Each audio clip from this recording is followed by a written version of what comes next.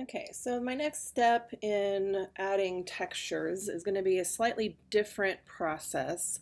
Um, for the curtains, as you remember, we have created a brush to add texture on this.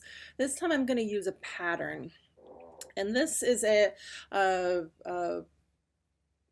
patterns in Photoshop are essentially textures and whatnot that you can apply to different layers to give you more of a maybe realistic finish on here. Um, I find some of them to be a bit hard to work with, so you really have to find the ones that you like. And you can also create your own just the same way as you create your own brush. So, for example, the one that I'm going to use, I started with a essentially boards, lines, with a very vague sort of grain pattern on them, if you will. And I extended it to make it taller and longer, doubled some of the studs in here. This is from an image that I found on on the internet of a stud wall because our proscenium has these sort of ribs. So I took this image, cut off the top and bottom, extended it, did some other things till I came up with this pattern here, which is going to do a pretty good job of mimicking our proscenium walls that we have in the theater.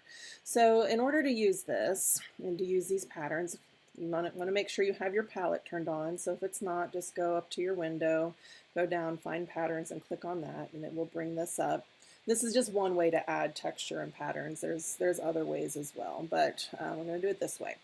So for this, I want to apply it to this proscenium layer. So I want to make sure that layer is active. And I'm just going to simply come over here and click on the stud wall pattern. And you can see that it's added a new layer on here. This is sort of a mask layer that adds in that texture. So we can see there's that pattern. It's extended it, it's made it, basically tiled it in order to get it to fit on the page.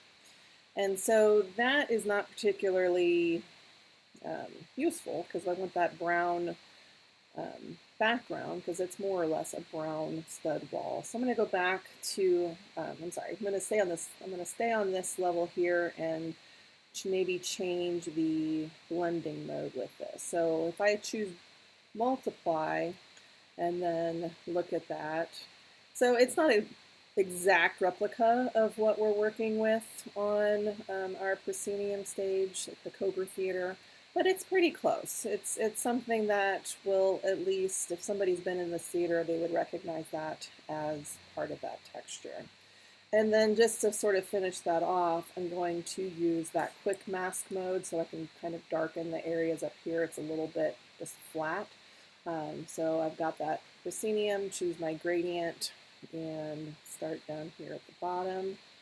Use my shift key to constrain it up, and I'm gonna let it stop a little bit closer, so it'll get darker at the top if I don't go all the way up to the top with my gradient. Hit the Q again. I've got that nice selection, and now I can go to my levels and slide that down. And because that texture layer is applied with the multiply blending mode, by changing the color of the proscenium, the levels, and adjusting those, it automatically adjusts the overall look as well.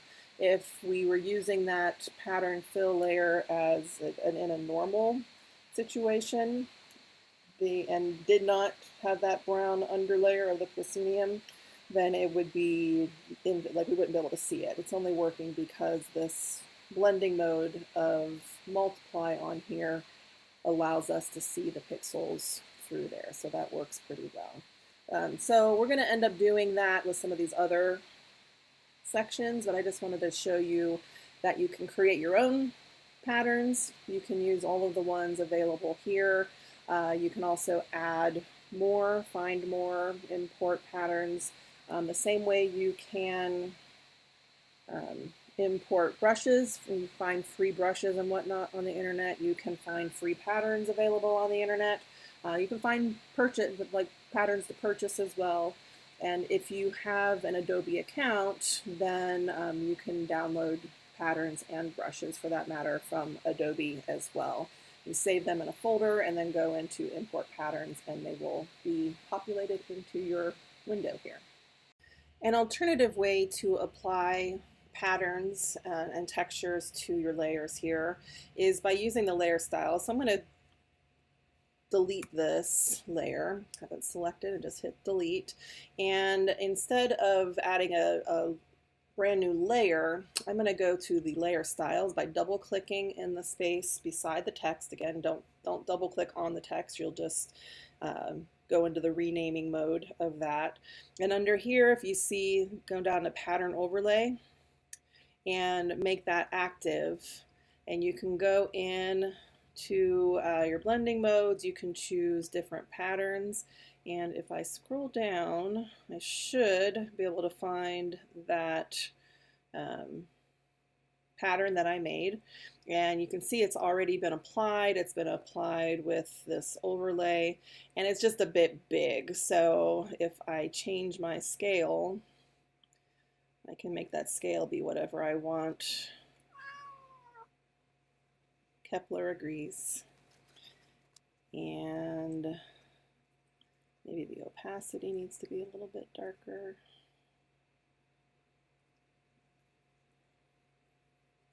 And be okay. So so we have that. We've lost, seems, a little bit of our levels on here, and that may be because we've now put that layer style on there. It's still there a little bit, but it's less noticeable because it's a second, where it's applied directly to the layer rather than as a separate layer on top of that. So you just kind of have to decide. There's two different ways of going about it. You're going to get similar results. At this point, I could probably go back in and apply that layer back on top one more time to get that darkening towards the top. So slightly different process, very similar results.